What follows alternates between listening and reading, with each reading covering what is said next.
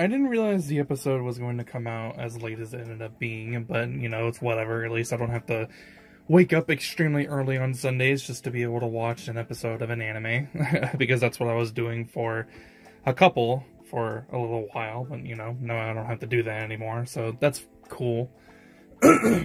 And I kind of feel a little silly last week for trying to insinuate that there was some deeper meaning behind Mitsuri and her outfit, when I looked it up and there's actually not some deeper meaning at all. It was actually kind of comedic, and it got a chuckle out of me. I thought it was funny, but, you know, whatever. I still want to know more about her character, obviously, but this episode doesn't really focus on too much. It's actually a bit more slower pace, where it felt like a lot was happening last week in the first episode, which makes sense because it was an hour long.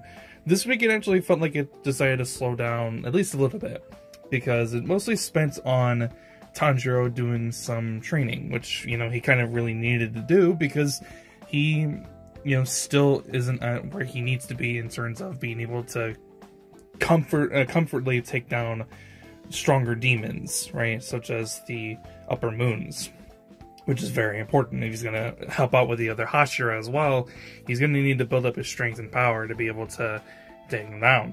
And that's pretty much what ends up happening for a majority of the episode. Well, later on in the episode, I would say, because the first half basically spends with Muchiro and the fact that he's trying to get this key to turn on this doll that he's going to be using for training.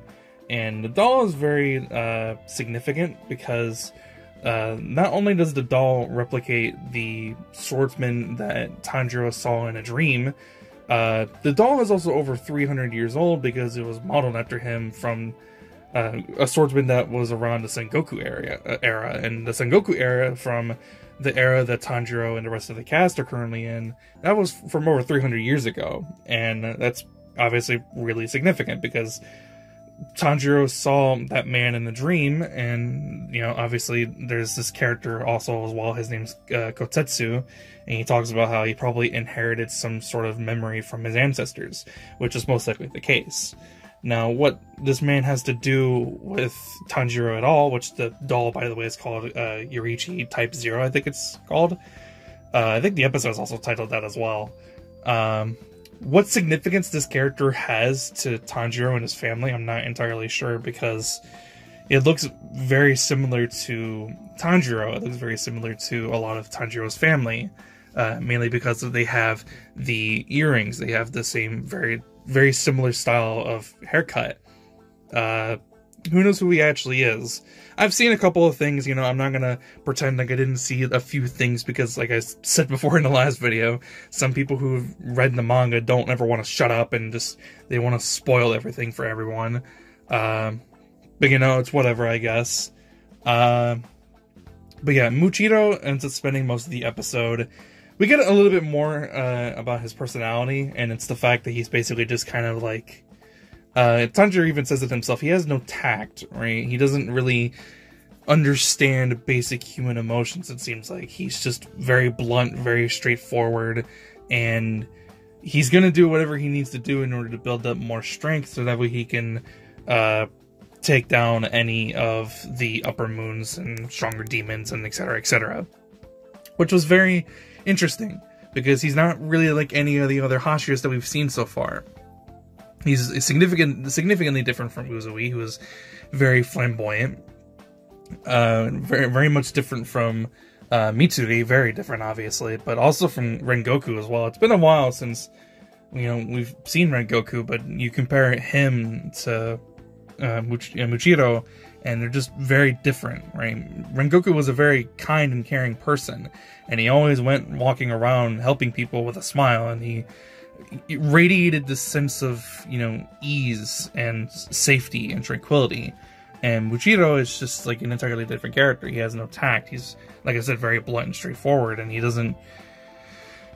just way different than I was expecting. And I feel like this is going to tie into a lot of what potentially happened to him, either through his Hashira Demon Slayer training, or maybe something happened to him personally with like his family or something, because it was stated multiple times in the episode by Tanjiro that he's around the same age as Tanjiro, even though he's smaller and skinnier, he's still somehow significantly more powerful than Tanjiro has ever been, which is very surprising. And then we go back to what I was saying before. Tanjiro starts training with the doll, and at first he doesn't really know what to do, and his body it's reacting, but he doesn't really make a decision on his own. And the whole point of him to be able to do that is that he needs to be able to pick up on the sword swings of the doll and then make a decision afterwards to be able to take down his opponent. And of course, yes, it's a doll, but this is going to help out for, you know, demon killing, because there are going to be some people or some demons that are going to have very unique abilities that they need to be able to get around with. And eventually Tanjiro ends up finishing his training with the doll towards the end of the episode, and within the doll, we actually see a sword, and this sword has presumably been inside of this doll for over 300 years. Now, what is the sword doing in the doll? What significance does it have? Did it belong to the swordsman that the doll was based off of, Yoriichi, or what's the significance behind the sword? And we don't really get to see anything. We're going to have to wait until next week when we actually get more information. Or at least people like me who haven't read the manga are going to have to wait until we get more information.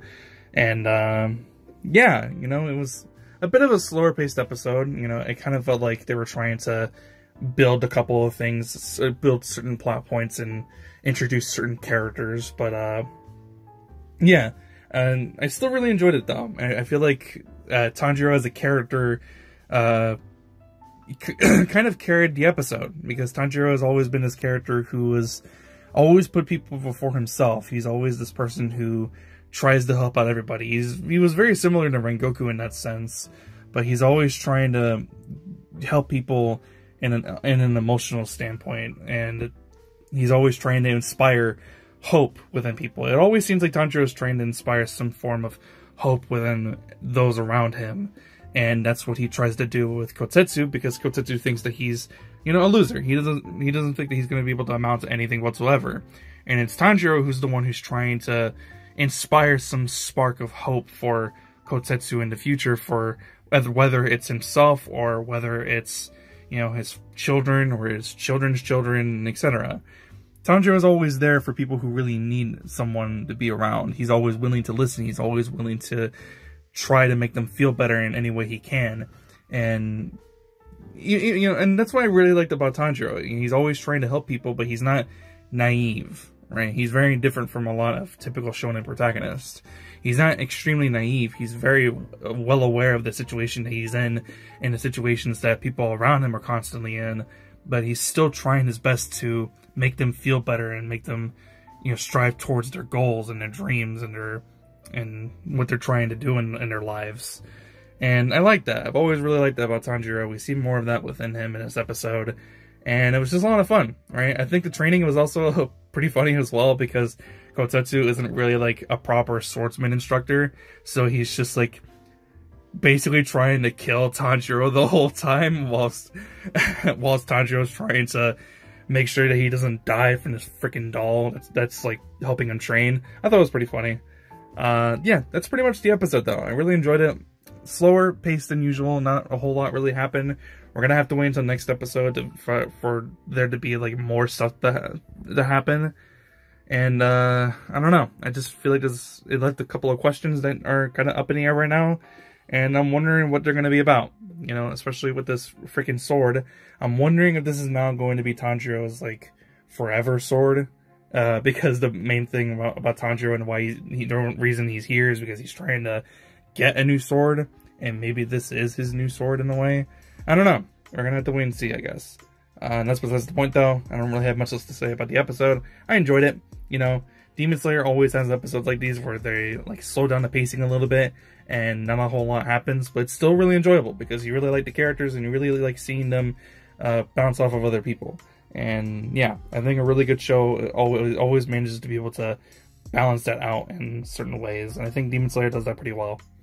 Yeah, that's pretty much it though. If you liked the video, be sure to leave a like. And if you want to see more, please be sure to subscribe.